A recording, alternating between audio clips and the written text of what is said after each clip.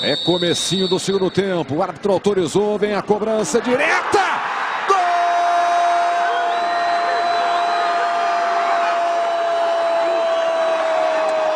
Do Guarani! Na camisa 22. Numa perfeita cobrança de falta. Forte. No canto. Não deu pro Vinícius. E o Guarani abre o placar nas quartas de final da Copinha. A ação tá em cima, ele faz o giro ainda o Renan. Pênalti! É pênalti pro Guarani. Lá vai Mateuzinho. Perna esquerda, Mateuzinho! Gol!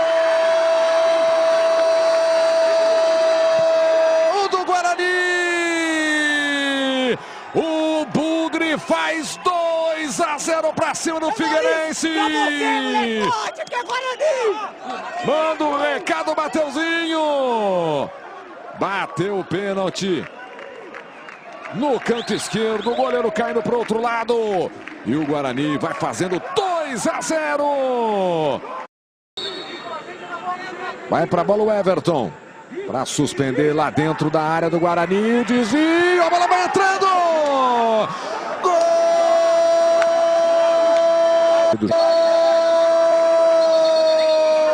do Figueirense. Na bola erguida para a área.